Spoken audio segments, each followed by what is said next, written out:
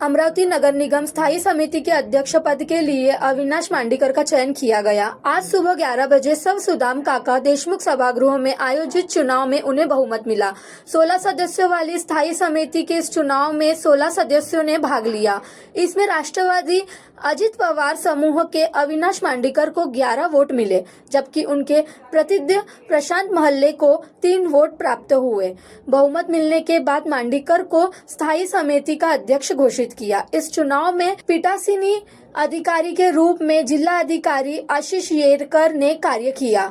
चुनाव परिणाम घोषित होते ही सभी सभागृहों में उपस्थित अधिकारियों ने सदस्यों ने मांडीकर का अभिनंदन किया। नगर निगम आयुक्त सौम्या शर्मा चांडक और जिला अधिकारी आशीष येरकर ने पुष्पगुच्छ भेंटकर नए अध्यक्ष का स्वागत किया। इस अवसर पर महापौर श्रीचंद तेजवानी, उप महापौर सचिन भेड़े, सभागृह नेता चेतन गावंडे, गुट नेता नाना आमले, डॉक्टर राजेंद्र तायरे, शेख हमीद, शेख वाहिद सहित कई अधिकारी, पार्षद और पार्षदें उपस्थित थे। सभी ने पुष्पगुच्छ भेंटकर नए निर्वाचित स्थायी समिति अध्यक्ष अविनाश मांडीकर का स्वागत किया। इस चुनाव के बाद नगर निगम की स्थायी समिति को नए नेतृत्व के साथ कामकाज में नई गति मिलने की उम्मीद जताई जा रही है। रिपोर्टर सागर डोंगरे, अमरावती। भाऊ सांगा, काय सांगाल आपले मनपा स्थायी समिती सभापती निवड झालेले आहे, तर कुणाला श्रेय देणार आपण? सर्वप्रथम दिवंगत नेते अजितदादा पवार यांना प्रथम आदरांजली अर्पण करतो।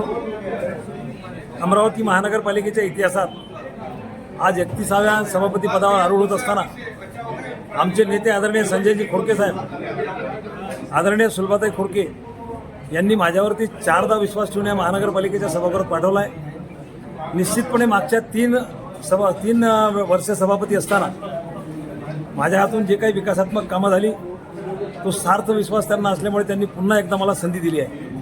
निश्चितपणे अमरावती महानगरपालिकेला विकासाच्या गतीनं कसं नेता येईल आणि या महानगरपालिकेचा स्पील कमी करून जनतेला कसा न्याय देता येईल यासाठी सर्वतोपरी मी प्रयत्न करणार आहोत। माझ्यासोबतचे सगळे सहकारी प्रयत्न करणार आहेत। अमरावती महानगरपालिकेमध्ये महायुतीचं सरकार आलं आहे। भारतीय जनता पार्टीचे माननीय महापौर श्रीचंदजी तेजवानी, उपमहापौर सचिनजी भेंडे आणि आता स्थायी समिती सभापती पदावर राष्ट्रवादी काँग्रेसतर्फे मला विराजमान होण्याची संधी मिळाली आहे। महायुतीच्या या सत्तेमध्ये निश्चितपणे अमरावती महानगरपालिकेच्या जनतेला न्याय देण्यासाठी आणि शहराला विकासाची गती देण्यासाठी प्रयत्न करणार आहोत। महानगरपालिकेकडे जे म्हणजे जे कंत्राटदाराचं किंवा इतर काही दायित्व आहे देण्याचं, तो कसा स्पील कमी करता येईल याकडे सर्वात जास्त लक्ष राहणार आहे आणि त्यासोबतच अमरावती महानगरपालिकेला उत्पन्नाचे स्रोत कसे निर्माण करता येईल त्यासाठी सुद्धा प्रयत्न करणार आहोत। अवघ्या काही दिवसात स्थायी समितीसमोर अर्थसंकल्पीय तरतुदी येणार आहेत। त्या तरतुदीवरती विचारविनिमय करून स्थायी समितीकडून आमसभेसमोर जाईल